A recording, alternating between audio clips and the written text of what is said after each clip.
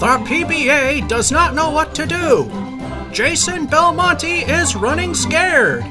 Why watch another video of him or professionals like him showing their elite skills when you can watch me suck at bowling?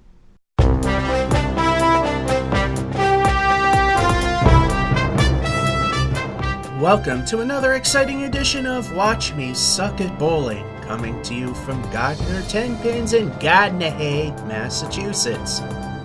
The first game went per usual. After coming off of a small ball variety of bowling, it went really bad. The first game was an 83, but as I said, in most cases that's usually what will happen. And eventually, after the second or maybe third game, things start going normally, which isn't really saying much either. So how will game number 2 go? Will it be better? Will it be the same? Will we finally be warmed up? We will find out after I tell you that.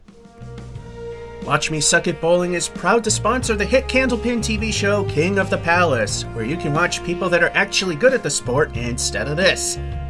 Just type in King of the Palace in the YouTube search bar and watch to your heart's content. And if you like what you see, go to youtube.com/newpalacelanes, hit that subscribe button and the notification bell so you see videos as they come along. And now, to 10 pins and to someone who really sucks at it. Frame one ball, and hopefully it's better. Due to this place playing loud music, most of the audio is going to be muted.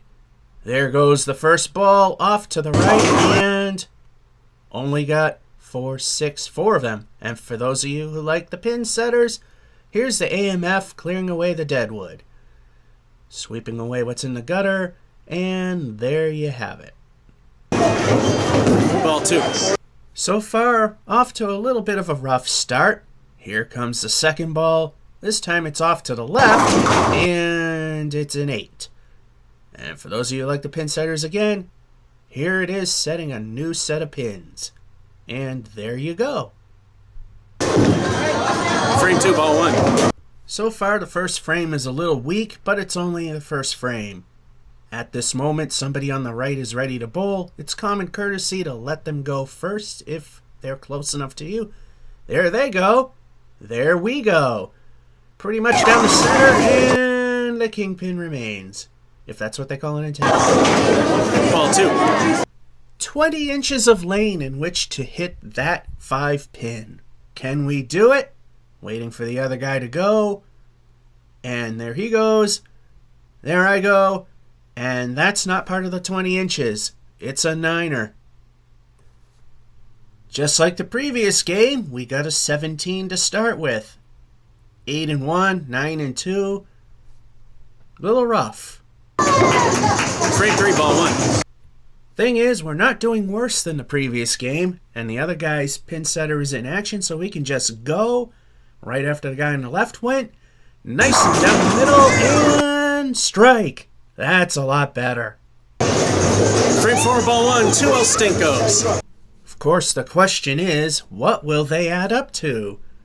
Here comes the first one, pretty much down the middle, and it's the kingpin again. El Stinko 2. Once again, staring down that 5 pin. And again, 20 inches in which to get it in. And once again, missing the 20 inches, this time on the left. 9er. That is a lot better. We got a strike in 3, and then a 9 in 4, which makes the fill. We're at 45. Let's hope things keep up. Frame 5, ball 1. Have we finally warmed up, or is it just a quick start? Here comes the first ball, and off to the right again. We are left with 5. Ball 2. We in the Candlepin community call that the Caleri left. In your case, it's the rail and the 9 pin.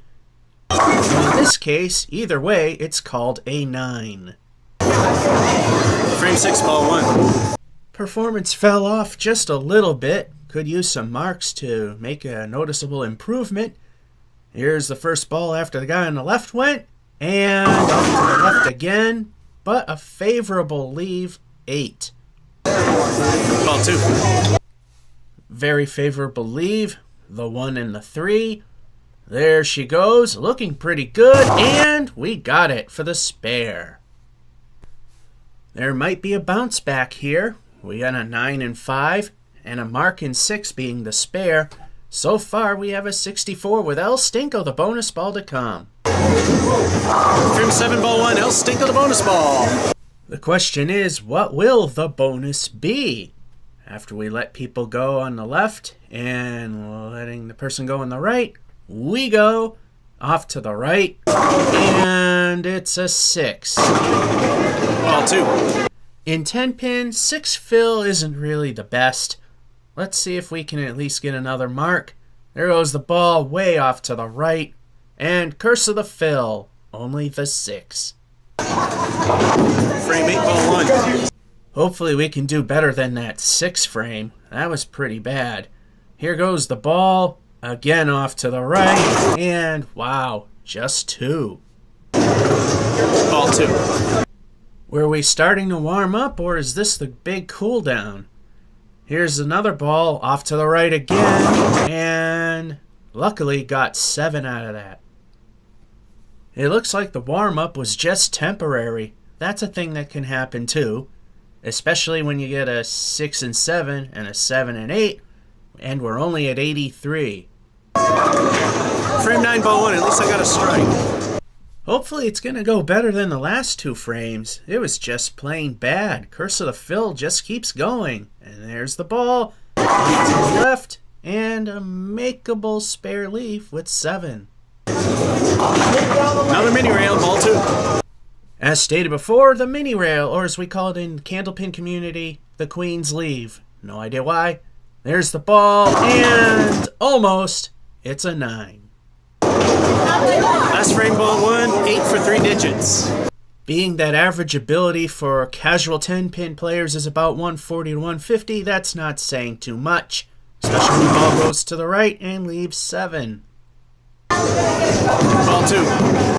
As I stated, need 8 pins to hit 3 digits, and we need 1 more of those.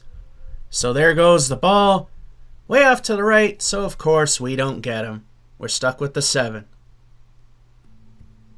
Everything in the end fell apart, and of course we failed to hit 100. 99. Not a good game at all. Still better than 83, so the warm-up is a bit slow. Nonetheless, it's there. That concludes week 2 for the month of December in this edition of Watch Me Suck at Bowling from Gardner Ten Pins in Gardner, Massachusetts. This is Georgia551 saying hope you enjoyed and have a good one.